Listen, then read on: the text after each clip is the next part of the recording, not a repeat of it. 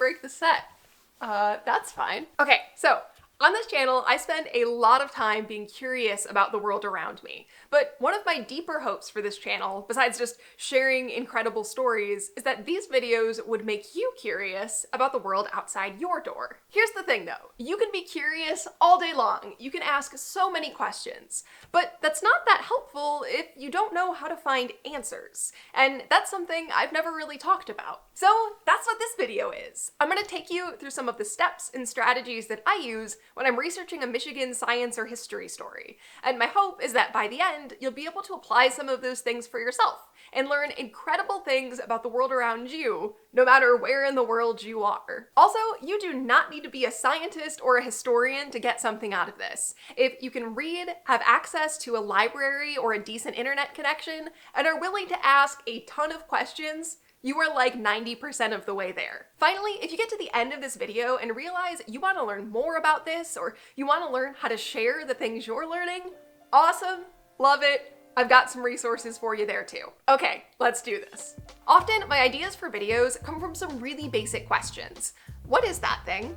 How did that get there? And/or, is that interesting? Like I said, super simple questions, but getting into the habit of asking them is not always the easiest thing, because it requires you to pay attention and get curious about a landscape that is super familiar to you. And you know, that's not like a dig on the modern attention span or anything. It's just, if you've driven the same road to the grocery store 200 times, it's hard to do anything but go on autopilot. So depending on what kind of thing you're interested in, here are some more specific questions and ideas to help get your curiosity going. One thing I try to pay attention to, partly because I found some incredible stories by doing it, is the shape of the land. Like, I know a lot less about the world outside of North America, but if you live anywhere in the northern United States or Canada, I'm like willing to bet at least something around you was shaped by a glacier. Regardless, the next time you're out and about, or even if you want to go take a walk after watching this video, try paying attention to just what the land looks like around you. Some questions you might start asking yourself are things like,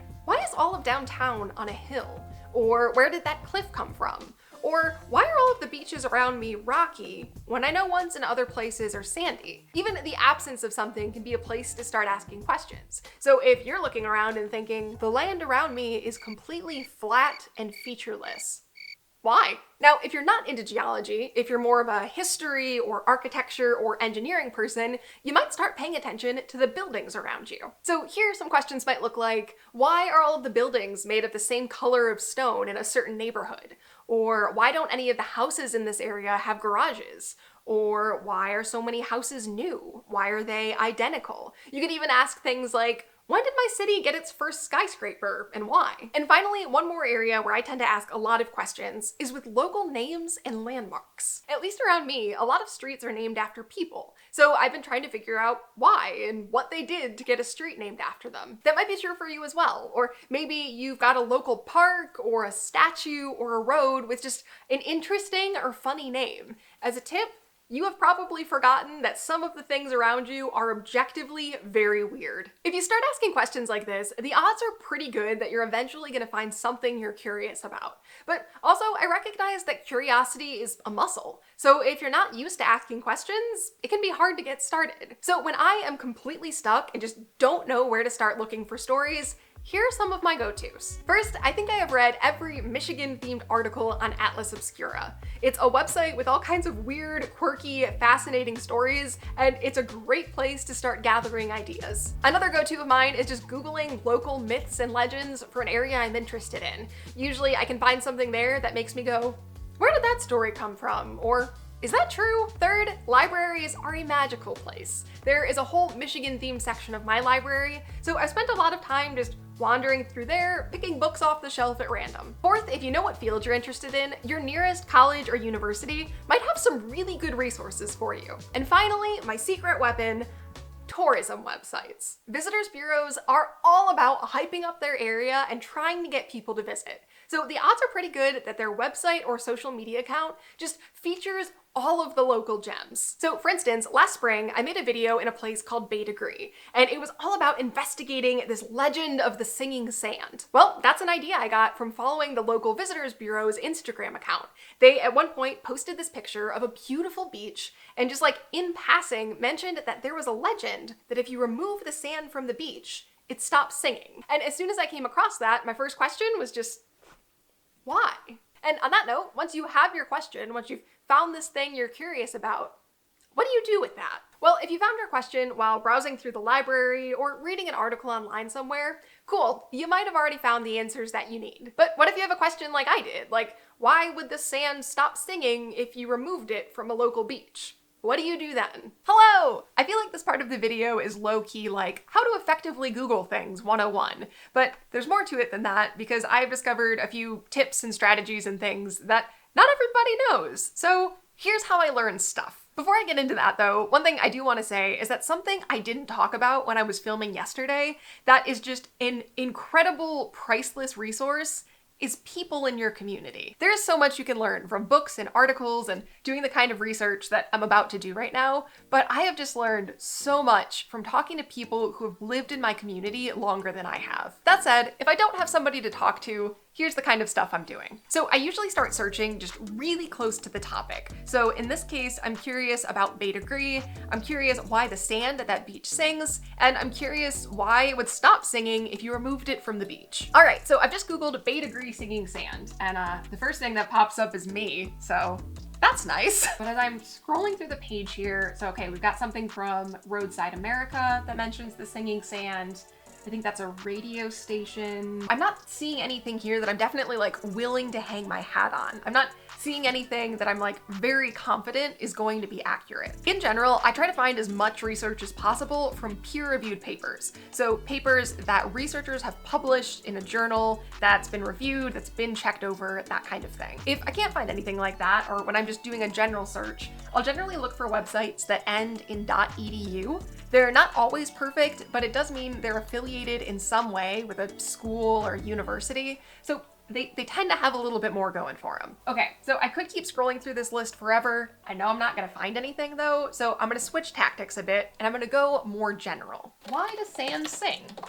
Okay, so we've got something from nps.gov, that's the National Park Service. Open that in a tab. Ooh, love it. NOAA, the National Oceanic and Atmospheric Administration. Solid place to start looking. Okay, great. All in all, I'm seeing more sources that I'm excited about here. So generally, this is where I start. And sometimes you'll find useful resources, and sometimes you'll need to really keep like tweaking and refining your search results until you get something. But if you're doing something like this and it's not working, or you just want to skip all of the general sources and go straight into the details, Google Scholar is one of my favorite places. So what Google Scholar is doing is it's gonna just search a ton of academic papers, books, just in-depth resources about various topics. It's gonna search those things for you. So one thing you're immediately going to run into with Google Scholar, or something you're maybe already intimately familiar with, are paywalls. So if I click on this first link here, which seems like it's useful, it's gonna take me to the Journal of the Acoustical Society of America. And the first thing it's gonna tell me is I do not have access to this paper. It's either going to ask me for a subscription, which I do not have, or it's going to ask me for $35 or access through my institution. Especially if you're a college student, you might have institutional access to something like this. I would talk to someone at your school's library and see what sorts of resources are available. I know when I was in college at the University of Michigan, I could access all kinds of journals through UMich's library website. So there are ways to get around paywalls, but for this video, I'm just gonna give you one tip to get started, which is as you're going through Google Scholar, you will occasionally see little links off to the side here that say PDF. If you click on them, they will take you over to a PDF, so you can just read the source in its entirety. I would say 8 to 9 times out of 10, when you're using Google Scholar to look something up, you will be able to find at least one PDF to teach you something new. Okay, so you've done a bunch of Googling, you've opened up tabs with web pages you want to read. Something you might discover very quickly, especially depending on how much experience you have with this kind of thing, is that some of the sources you find are going to be dense. My biggest advice is to just go slowly, ask lots of questions, and give yourself all kinds of grace. Go line by line, flag the words you don't know, and take a second to look them up. Then as you're going along, just write down notes somewhere you can reference them. And also write down questions that you have, because you might read one source that mentions a fact in passing, and you might look at it and go, I want to know more about that thing. I want to pull that thread and see where it goes. But either way, I recommend just doing your best to have fun with it. There is no rule that says you need to be able to do this super fast. There's no rule that says you need to be an expert and you need to understand everything about this topic. Really, it's just about asking questions and trying to understand the world around you just a little bit better. There is so much more I could talk about here, and there are so many little tips and tricks for understanding and finding research.